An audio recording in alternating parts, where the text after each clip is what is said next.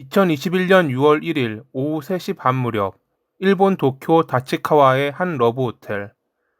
딜리버리 헬스라 불리는 파견형 유흥업소에서 일했던 A라는 여성은 이날 호출을 받고 이 러브 호텔로 갔습니다.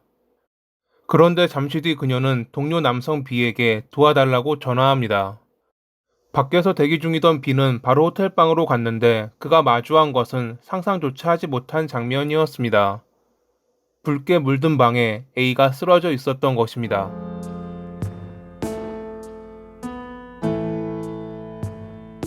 B가 머뭇거리는 순간 방에서 한 남성이 뛰쳐나와 흉기로 그를 공격하고 도망갔습니다. 얼마 뒤 경찰이 도착했을 때 현장에는 참혹한 흔적만이 남아 있었습니다. 복도와 방에 쓰러져 있던 A와 B는 곧 병원으로 옮겨졌지만 A는 끝내 사망하고 말았죠. 경찰은 현장에서 길이 약 20cm의 흉기를 수거했고 도주한 범인을 찾기 위해 근처 보안 카메라를 확인했습니다. 카메라에 찍힌 범인은 전철을 타고 JR 하이지마역으로 간 뒤 거기서 오토바이를 타고 흔적을 감추었습니다. 사건 발생 20시간 뒤인 6월 2일 오전 11시 반, 도쿄 하무라의 한 도로에서 경찰이 수상한 오토바이 운전자를 발견했습니다.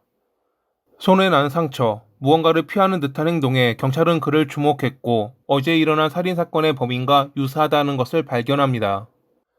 경찰은 곧장 이미 동행을 요구했고 그는 신문 중 범인임이 확인되며 바로 체포됐습니다. 남성의 이름은 카토우 세이야. 이제 겨우 19살이 되었던 그가 저지른 범행은 사회 전체를 충격과 분노에 빠뜨렸습니다. 2001년 11월에 부모님과 누나가 있는 가정에서 태어났던 카토우. 초등학교 동급생은 그에 대해 다음과 같이 말했습니다. 운동을 좋아하는 평범한 아이였어요. 혼자 겉도는 모습은 본 적이 없었죠. 중학교에 들어간 뒤 그는 축구부에 들어갔습니다. 주전은 아니었지만 연습에 성실히 임하는 모습을 보였다고 합니다. 그가 남긴 중학교 졸업 문집은 지금 보면 참 아이러니합니다. 언젠가 나를 지지해준 사람들을 지지할 수 있는 사람이 되고 싶다. 상대방의 입장에서 함께 생각하는 힘을 기르고 싶다. 그러나 이 긍정적인 다짐은 시간이 지날수록 어두운 방향으로 굴절되기 시작합니다. 고등학교에 들어간 뒤 그의 모습은 달라졌습니다. 그는 동급생들에게 종교 이야기를 꺼냈고 창가 학회라는 종교에 심취해 권유하는 모습이 목격되기도 했습니다. 의사소통이 잘 안 돼 반에서 겉돌았다. 당시 동급생이 기억하는 그의 모습이었습니다. 초등학교와 중학교 때와는 확연히 달라진 평가였죠. 언제나 혼자 있던 그는 학교에 나오지 않기 시작했고 2학년 1학기 도중 결국 중퇴했습니다. 중퇴 무렵 그가 남긴 흔적은 섬뜩했습니다. 자신의 라인 프로필에 저주해서 암으로 죽여버리겠다. 만약 나를 만나면 가만두지 않겠다. 와 같은 위협적인 문장을 올렸거든요. 심지어 특정 동급생의 이름과 종교 단체명을 거론하기도 했습니다. 이 시기를 기점으로 카토우의 내면은 완전히 어두운 방향으로 기울었을 것입니다. 그의 가족사 또한 단순하진 않았습니다.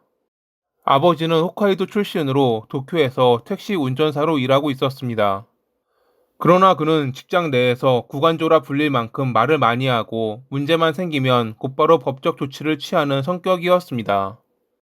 직장 동료와 말다툼 끝에 사소한 몸싸움을 벌였을 때조차 상대에게 위자료를 청구하는 소송을 냈고 불륜이 의심되던 사건에서는 상대 여성의 전 남편을 명예훼손으로 맞고소하며 1천만 엔의 손해배상을 요구하기도 했습니다.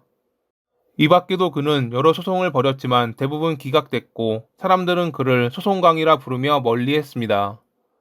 이런 아버지와 카토우의 관계는 원만하지 않았다고 합니다.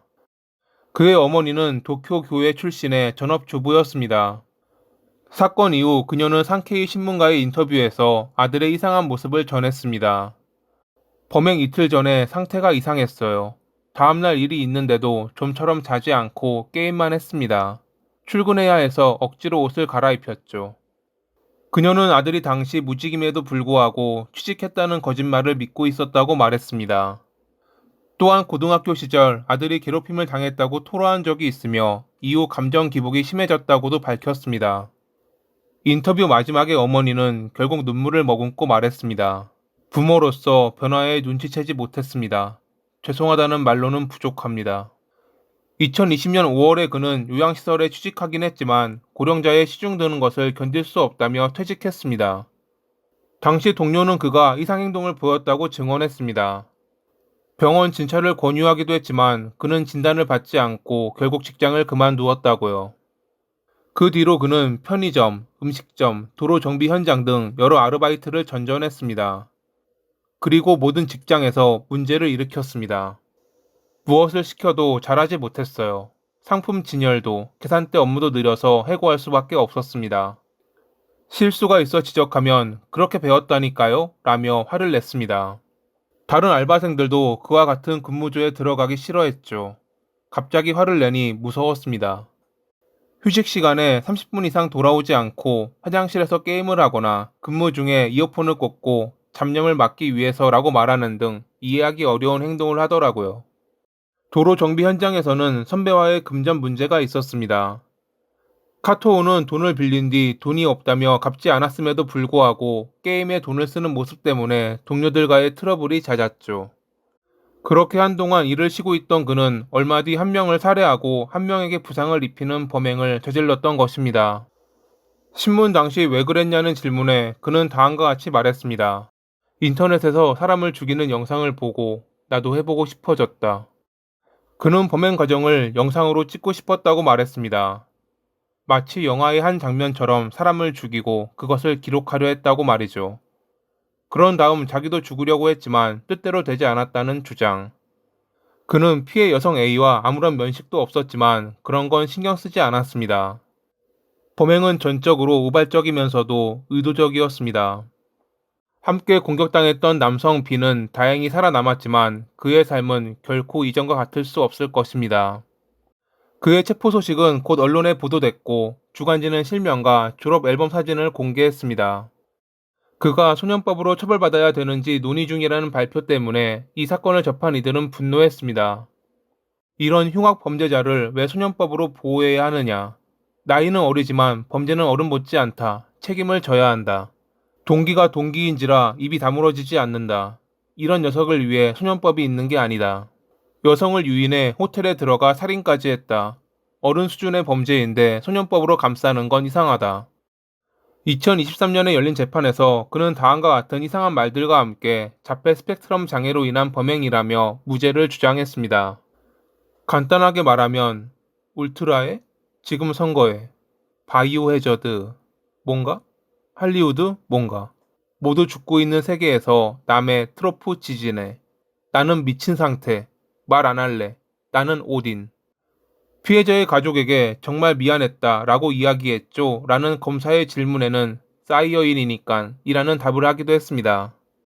변호 측은 그에게 필요한 건 치료라고 호소했지만 검찰 측은 형사 책임 능력이 있다며 25년을 구형했습니다. 재판부 역시 그가 사전에 흉기를 준비하고 범행 뒤 도주하는 등으로 보아 형사 책임 능력이 있다고 판단했고 피해자를 집요하게 공격해 다수의 상처를 입힌 악질적인 범행이라며 2023년 12월 14일에 징역 23년을 선고했습니다.